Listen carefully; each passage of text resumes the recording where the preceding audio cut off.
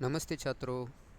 आज हम कक्षा छठी की जो किताब है वसंत भाग एक, इस किताब में जो पांचवा पाठ है अक्षरों का महत्व, इस पाठ के जो क्वेश्चन आंसर है यानी कि प्रश्न अभ्यास, आज उसका हम अध्ययन करने वाले हैं। आपके किताब में पेज नंबर 31 यानी कि 31 पेज पे दिए गए हैं। उसमें निबंध से आगे अनुमान और कल्पना, भाषा की बात आदि तरीके से प्रश्न दिए गए हैं। तो उसमें पहले निबंध से, इसमें कुल मिला के 3 क्वेश्चन हैं। ये पीडीएफ है, इस पीडीएफ में 4 दिए गए, लेकिन हमारी किताब में कितने हैं? 3 हैं। तो 3 ही क्वेश्चन के हम क्या करेंगे, जो आंसर है वो देखेंगे। पहला क्वेश्चन है, पाठ में ऐसा क्यों कहा गया है कि अक्षरों के साथ एक नए युग की शुरुआत हुई है? ओके, तो पाठ देखते समय हमने देखा था कि उसके साथ क्या हुआ है कि अक्षरों की खोज हुई, तो अक्षरों की खोज के साथ एक नए युग की शुरुआत हुई है, ऐसे कहा गया है। अभी क्यों कहा गया है? क्योंकि जब अक्षरों की खोज हुई, अक्षरों का निर्माण हुआ, उस वक्त से आदमी अपने हिसाब किताब लिख कर रखने लगा, अपने इतिहास को लिख लिख कर रखने लगा, या अपने जो कुछ विचार है वो लिख कर रखने लगा। और इसी कारण मनुष्य को, आदमी को सभ्य कहा जाने लगा। और इसी वक्त इतिहास का क्या हुआ? आरंभ हुआ है, इतिहास की शुरुआत हुई है। और इसी इतिहास के कारण एक पीढ़ी के विचार दूसरे पीढ़ी तक पहुंचने लगे। और इसीलिए पाठ में ऐसा कहा गया है क्योंकि अक्षरों के साथ एक नए युग की शुरुआत हुई है। तो देखो, मैंने यहाँ उसका आंसर लिखा है। अक्षरों की खोज के साथ एक नए युग की शुरुआत हुई। अब आदमी अपने हिसाब किताब को लिख कर रखने लगा, जिससे वह सभ्य कहा जाने लगा। आदमी के लिखना आरंभ करने से ही इतिहास का आरंभ हुआ, और एक पीढ़ी के विचार दूसरी पीढ़ी तक पहुंचने लगे। इसी के साथ विकास गति तेज हुई। इस प्रकार एक नए युग की शुरुआत हुई। दूसरा क्वेश्चन है, अक्षरों की खोज का सिलसिला कब और कैसे शुरू हुआ? पाठ पढ़कर लिखो। तो अक्षरों की खोज का सिलसिला कब और कैसे हुआ, यह हमने पाठ में देखा है। जैसे कि आपको मालूम है, प्रागैतिहासिक काल जो हमने देखा, उस प्रागैतिहासिक काल से मानव क्या कर रहा था कि अलग अलग प्रकार से चित्र निकाल रहा था, और उस चित्र के द्वारा अपने विचार दूसरों तक पहुंचाने का काम करता था, अपने भाव संकेत दूसरों तक पहुंचाने का काम करता था। यानी कि पशुओं के चित्र हो, पक्षियों के चित्र हो, आदमियों के चित्र हो, इन चित्रों के जरिए वो क्या करता था? संकेत देने का काम करता था। और इसी कारण भाव संकेत अस्तित्व में आ गए। जैसे एक उदाहरण भी हमने देखा था कि एक छोटे वृत्त के चहु किरणों की द्योतक रेखाएं खींचने पर वो सूरज बन गया, और आगे जाकर सूरज का यह चित्र किसका द्योतक बन गया? तो ताप और धूप का द्योतक बन गया, है ना। तो इसी प्रकार अक्षरों की खोज का सिलसिला प्रागैतिहासिक काल से शुरू हुआ, ऐसे हम यहाँ बता सकते हैं। तो देखो, मैंने यहाँ इसका आंसर लिखा हुआ है। प्रागैतिहासिक मानव ने सबसे पहले चित्रों के जरिए अपने भाव को व्यक्त किया, जैसे पशु, पक्षियों, आदमियों आदि के चित्र। इन चित्र संकेतों के बाद भाव संकेत अस्तित्व में आए। जैसे एक छोटे वृत्त के चहुकिरणों की द्योतक रेखाएं खींचने पर वह सूर्य का चित्र बन जाता था। बाद में यही चित्र ताप या धूप का द्योतक बन गया।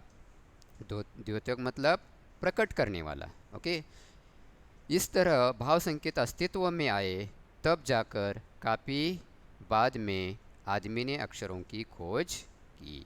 तो इसी प्रकार अक्षरों की खोज का सिलसिला शुरू हुआ। हम इस प्रकार का आंसर लिख सकते। तीसरा क्वेश्चन है, अक्षरों के ज्ञान से पहले मनुष्य अपनी बात को दूर दराज के इलाकों तक पहुंचाने के लिए किन किन माध्यमों का सहारा लेता था। यानी कि आज हम देखते हैं कि हम अपना संदेश दूसरों तक पहुंचाने के लिए हम क्या करते हैं, है ना, अलग अलग माध्यमों का उपयोग करते हैं, है ना। जैसे कि मोबाइल से हम संदेश भेजते हैं, ईमेल से संदेश भेजते हैं, या लेटर भेजकर हम संदेश भेज सकते हैं। यानी कि अलग अलग तरीक़ों से, अलग अलग चीज़ों के द्वारा हम क्या कर सकते हैं, अलग अलग माध्यमों के द्वारा हम क्या कर सकते हैं, अपना संदेश दूसरों तक पहुंचा सकते। लेकिन उस काल में ये मोबाइल, इंटरनेट, ईमेल था क्या? नहीं था। यानी कि उस काल में तो लोग क्या करते थे, किस प्रकार अपना जो संदेश है, अपनी जो बातें हैं, वो दूर दूर तक किस प्रकार पहुंचाते थे, किस माध्यम से पहुंचाते थे, ये यहाँ लिखना है। तो हमने देखा था कि दूर दूर तक अपने विचार पहुंचाने के लिए वो लोग क्या करते थे, आदमी क्या करते थे, तो चित्र निकालते थे, चित्रों का सहारा लेते थे। जैसे कि पशु पक्षियों के चित्र हो, आदमियों के चित्र हो, वस्तुओं के चित्र हो। जैसे हमने देखा था कि किताब में भी अलग अलग चित्र दिए गए कि पत्थरों के द्वारा पत्थर पर वो क्या करते थे, निशान बनाते थे। गुफाओं में रहते तो गुफाओं में वो निशान बनाते थे, चित्र निकालते थे, है ना। तो इसी प्रकार इन चित्रों के माध्यम से वो क्या करते थे, अपनी बातें दूर दूर तक पहुंचाने का काम करते थे। तो देखो मैंने यहाँ उसका आंसर लिखा हुआ है। मनुष्य अक्षरों की खोज करने से पूर्व अपने संदेशों को दूर दराज के इलाकों तक पहुंचाने के लिए चित्रों का सहारा लेता था। वह पशु पक्षियों, आदमियों तथा अन्य वस्तुओं के चित्र बनाकर अपनी बात दूर दूर के इलाकों में पहुंचाता था। बाद में इन चित्रों ने भाव संकेतों का रूप ले लिया और मनुष्य इनके माध्यम से अपनी बात पहुंचाने लगा। तो इसी प्रकार इन 3 क्वेश्चनों के आंसर हमें लिखने चाहिए। अभी उसके आगे है निबंध से आगे। कौन सा है? निबंध से आगे। निबंध से आगे में 4 क्वेश्चन है ना। कितने क्वेश्चन है? 4 क्वेश्चन है, आपकी किताब में वो दिए गए। उसमें पहला है, अक्षरों के महत्व की तरह ध्वनि के महत्व के बारे में जितना जानते हो लिखो, है ना। यानी कि अक्षरों का जितना महत्व है उतना ही महत्व किसका है? ध्वनि का महत्व है। अभी ध्वनि मतलब क्या? जो हमारी आवाज़ होती है उसे क्या कहते हैं? ध्वनि कहते हैं, है ना, साउंड। यानी कि हम जो बोलते हैं, हमारा जो आवाज़ होता है उसे ध्वनि कहते हैं। जिस प्रकार अक्षरों का महत्व होता है उसी प्रकार ध्वनि का भी उतना ही महत्व होता है। यदि अक्षर हो लेकिन ध्वनि न हो तो हम अपनी बात ठीक तरह से नहीं पहुंचा सकते, यानी कि हम अपनी बात ठीक तरह से नहीं कह सकते। इसीलिए अक्षरों की तरह ध्वनि भी आवश्यक होती है, क्योंकि हम बोलकर यानी कि ध्वनि के माध्यम से हम अपने विचार दूसरों तक पहुंचाते हैं। जैसे कि अक्षरों के द्वारा लिखकर हम संदेश भेजते हैं, तो ध्वनि के द्वारा मौखिक रूप में यानी कि बोलकर हम संदेश भेजते हैं।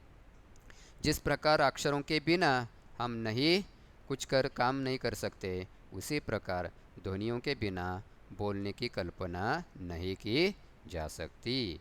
यानी कि बोलने के बिना हम नहीं रह सकते। कान से सुनी गई प्रत्येक आवाज़ ध्वनि कहलाती है। तो इसी प्रकार अक्षरों की तरह ध्वनि का भी उतना ही महत्व होता है। जैसे देखो मैंने यहाँ लिखा है, अक्षरों द्वारा लिखकर अपने भाव व्यक्त किए जाते हैं और ध्वनियों द्वारा बोलकर, यानी कि हम बातें करते बोलते।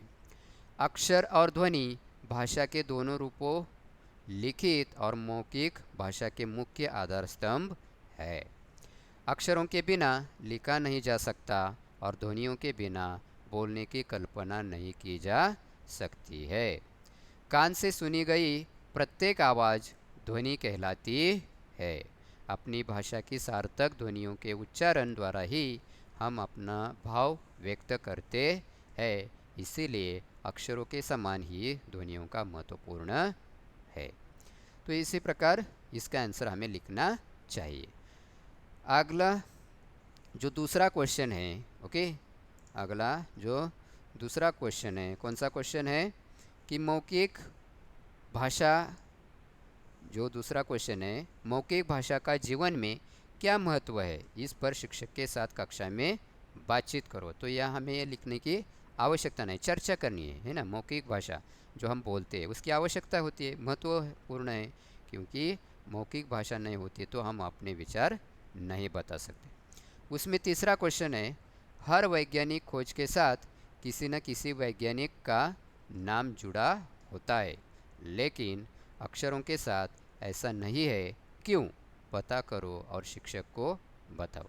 तो आपको मालूम है कि मैंने पाठ पढ़ाते समय भी कहा था कि जिस जिस चीज़ का निर्माण हुआ है उस हर एक चीज़ के साथ किसी न किसी वैज्ञानिक का नाम जुड़ा हुआ है, लेकिन जो अक्षर है उसके खोज के साथ किसी का नाम जुड़ा नहीं है। तो ये मैंने बताया था आपको, क्योंकि ये किसी एक आदमी ने इसकी खोज नहीं की है, तो मनुष्य जाति के द्वारा इसका निर्माण हुआ है और ये धीरे धीरे हुआ हमें दिखाई देता है। ओके, तो देखो यहाँ इसका आंसर किस प्रकार लिखना चाहिए। यह सत्य है कि हर वस्तु के आविष्कार में किसी न किसी वैज्ञानिक का योगदान रहता है, लेकिन अक्षरों की खोज किसी व्यक्ति विशेष की देन नहीं है। यह मानव जाति के सम्मिलित प्रयास का फल है, यानी कि जो पूरी मानव जात है उसके द्वारा इसका निर्माण हुआ है। अक्षरों का विकास अनेक वर्षों के प्रयास एवं अभ्यास के फलस्वरूप हुआ है। इसको किसी एक व्यक्ति ने आविष्कार नहीं किया, अतः इसके साथ किसी वैज्ञानिक का नाम नहीं जुड़ पाया। तो इसी प्रकार किसी एक वैज्ञानिक का नाम उसके साथ नहीं जुड़ सकता। उसके आगे चौथा क्वेश्चन है, एक भाषा को कई लिपियों में लिखा जा सकता है, उसी तरह कई भाषाओं को एक ही लिपि में लिखा जा सकता है। नीचे एक ही बात को अलग अलग भाषाओं में लिखा गया है। इन्हें ध्यान में देखो और इनमें दिए गए वर्णों की मदद से कोई नया शब्द बनाने की कोशिश करो। जैसे आपकी किताब में दिया गया है ना, क्या शानदार शानदार दिन है, ये उदाहरण दिया गया है। और ये उदाहरण किस भाषा में लिखा गया है? तो हिंदी भाषा में लिखा गया है ना, क्या शानदार दिन है। तो ये वही सेंटेंस नीचे पंजाबी में लिखा है, वही सेंटेंस नीचे उड़िया भाषा में लिखा है, वही सेंटेंस तेलुगु में लिखा है, वही सेंटेंस उर्दू में लिखा है, वही सेंटेंस बांग्ला में लिखा है, वही सेंटेंस तमिल में लिखा है। यानी कि एक ही सेंटेंस हम क्या कर सकते हैं, अलग अलग भाषा में लिख सकते हैं, अलग अलग लिपियों में लिख सकते हैं। ओके, जैसे कि आप 100 का नोट देखते हो, 100 का, या 200 का, 200 का नोट देखते हो, तो उस नोट के पीछे एक सेंटेंस लिखा हुआ है। क्या लिखा हुआ है कि वो नोट कितने की है, जैसे कि 200 रुपये है, 100 रुपये है, 50 रुपये है ना। तो वो जो लिखा है वो अलग अलग लिपि में लिखा हुआ है। तो वो मराठी में लिखा है, अंग्रेजी में लिखा है, हिंदी में लिखा है, तमिल में लिखा है, यानी कि आपको वहाँ 14 या उससे ज़्यादा भी लिपियाँ देखने को मिल सकती है, जो अलग अलग लिपि में ये लिखा हुआ दिखाई देता है। तो इसी प्रकार हर एक लिपि में, हर एक भाषा में हम अलग अलग तरीके से लिख सकते हैं। इसका आंसर हमें इस प्रकार लिखना चाहिए। अभी उसके आगे है अनुमान और कल्पना, यानी कि इमेजिनेशन करके हमें उसके आंसर लिखने चाहिए। उसमें पहला क्वेश्चन है, पुराने ज़माने में लोग यह क्यों सोचते थे कि अक्षर और भाषा की खोज ईश्वर ने की थी? अनुमान लगाओ और बताओ। अभी इसका आंसर क्या हो सकता है, क्योंकि पुराने ज़माने में लोग ईश्वर पर भरोसा रखते थे, उसके प्रति निष्ठा रखते थे, और इसीलिए लोगों को लगता होगा कि ये जो भाषा का निर्माण किया है वो किसने किया है? ईश्वर ने किया है, क्योंकि ईश्वर ही सर्वशक्तिमान होता है, सर्वशक्तिमान माना जाता है। तो इसी कारण जो पुराने ज़माने के लोग थे वह क्या मानते थे कि भाषा की खोज किसने की है? ईश्वर ने की है। तो इसी प्रकार हम उसका अनुमान लगा के आंसर लिख सकते हैं। देखो, पुराने ज़माने के लोग नहीं जानते थे कि अक्षरों की खोज किसने की है, यानी कि उन्हें मालूम नहीं था कि अक्षरों की खोज किसने की है, क्योंकि उसके बाद अक्षरों की खोज हुई है। उनका ज्ञान सीमित था, उनकी ईश्वर के प्रति निष्ठा अधिक थी। उन्हें यह भी अनुमान नहीं रहा होगा कि अक्षरों की खोज मानव भी कर सकता है। वे ईश्वर को सर्वशक्तिमान मानते थे। पुराने ज़माने के लोगों का विचार रहा होगा कि मानव इतना ज्ञानवान नहीं हो सकता कि वह अक्षरों की खोज कर सकता है। इसीलिए वे सोचते होंगे कि अक्षरों की खोज ईश्वर ने की थी। तो इसी प्रकार इसका आंसर हमें लिखना चाहिए। इसमें दूसरा क्वेश्चन है, अक्षरों के महत्व के साथ ही मनुष्य के जीवन के गीत, नृत्य, खेलों का भी महत्व है। कक्षा में समूह में बातचीत करके उनके महत्व के बारे में जानकारी इकट्ठा करो और कक्षा में प्रस्तुत करो, है ना। यानी कि जिस प्रकार हमारे जीवन में अक्षरों का महत्व होता है, उसी प्रकार हमारे जीवन में गीत का भी महत्व है, नृत्य का भी महत्व है, खेलों का भी महत्व है। क्यों? क्योंकि गीत हम गाते हैं, गीत सुनकर हमें प्रसन्नता मिलती है, गीत सुनकर हम खुश हो जाते हैं, है ना। या नृत्य नाचते हैं, गायन करते हुए ताल सुर से करते हैं, नृत्य करते समय हम ठीक तरह से नृत्य करते हैं। ये सभी क्या है? कला है। तो इन कलाओं का भी अभ्यास हम आज करते हैं और इसीलिए इनका भी हमारे जीवन में महत्व है। उसी प्रकार खेलों का भी हमारे जीवन में महत्व है। आज हम अलग अलग प्रकार के खेल देखते हैं और वो खेल हम सीखते हैं।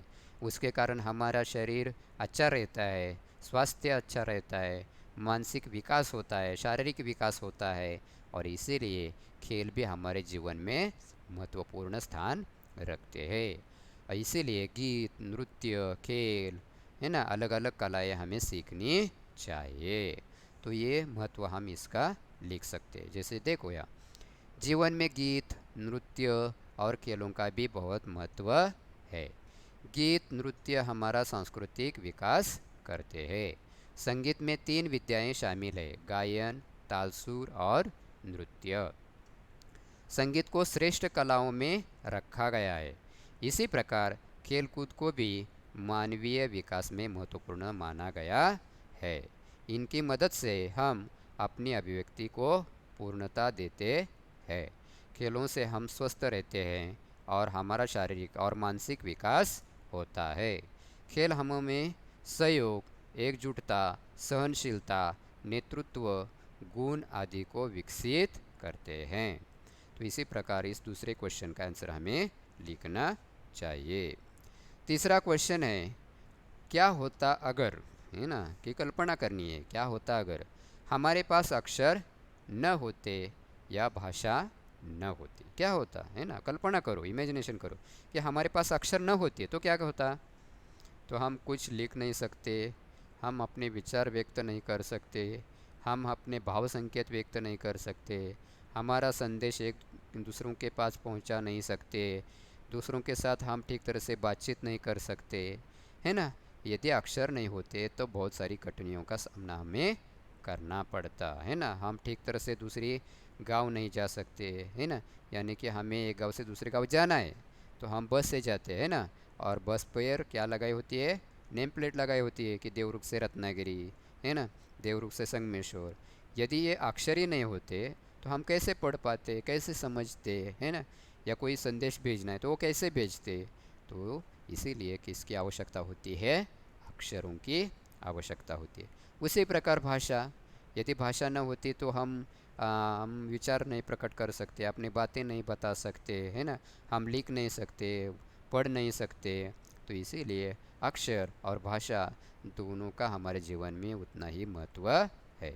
देखो यहाँ पहला क, अगर हमारे पास अक्षर न होते। अगर हमें अक्षरों का ज्ञान न होता तो हम आज भी हज़ारों वर्ष पहले वाली दुनियाओं में भटकते, भावों विचारों को लिखकर व्यक्त न कर पाते। तब हम अपना ज्ञान अगली पीढ़ी तक नहीं पहुंचा पाते और हमारा पूर्ण विकास नहीं हो पाता। हम वहां तक नहीं पहुंच पाते जहां आज हैं। भाषा भावों को प्रकट करने का साधन है।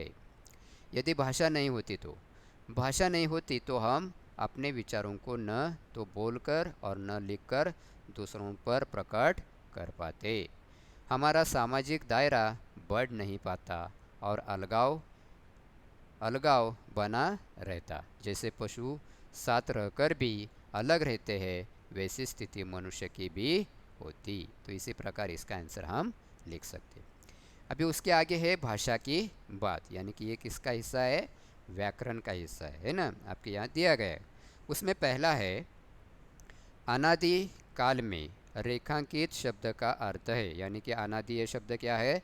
रेखांकित किया गया है।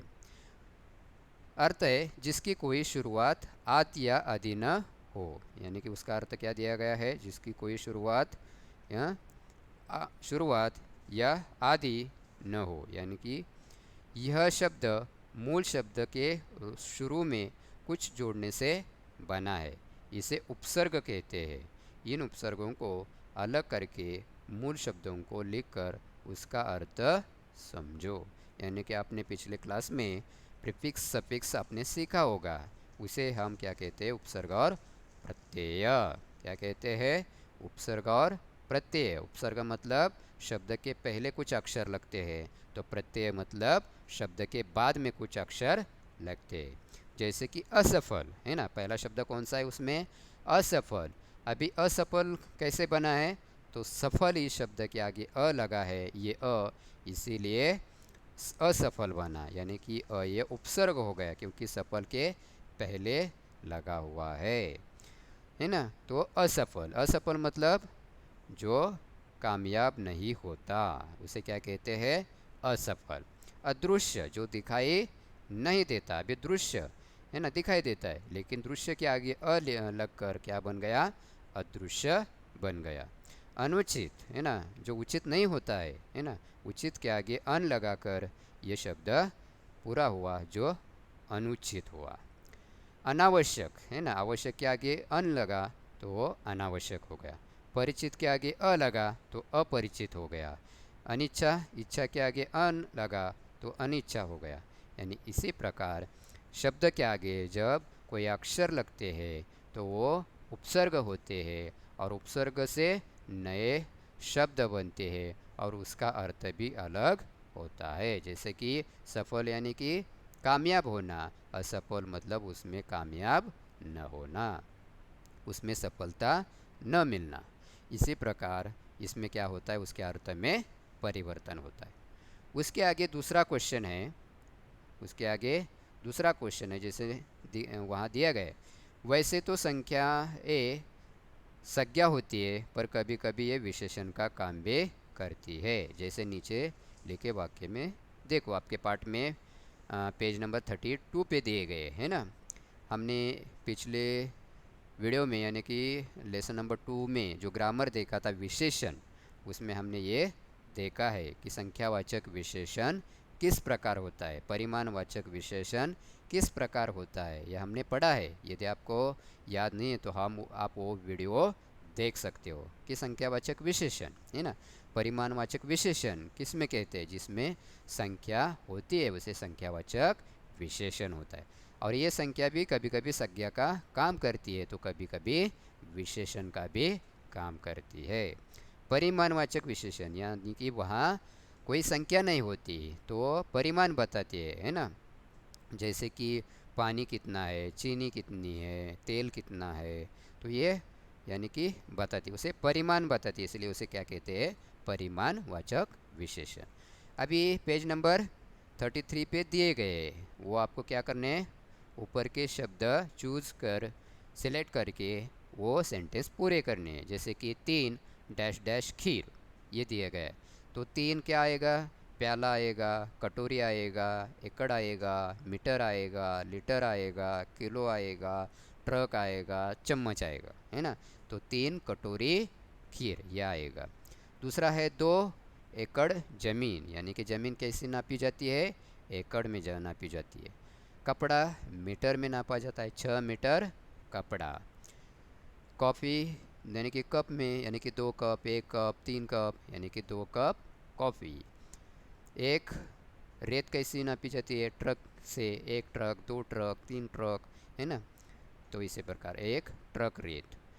बाजार है ना, बाजार 5 किलो बाजरा, यानी कि गेहूँ चावल, ये जो बाजरा होता है वो कैसे नापा जाता है, तो किलो में होता है ना। 1 kilo, 2 kilo, 5 kilo, 6 kilo, 7 kilo, वो किलो में होता है। दूध कैसे हो, लीटर में किया जाता है उसका नाप, यानी कि 1 लीटर दूध। 3 चम्मच तेल, है ना। तो इसी प्रकार हम ये क्या कर सकते वहाँ लिख सकते। तो इसी प्रकार इस पाठ के जो क्वेश्चन आंसर है उसके बारे में आज हमने क्या किया है, अध्ययन किया है। आपको कोई आशंका हो तो आप कमेंट बॉक्स में लिखकर भेज सकते हो।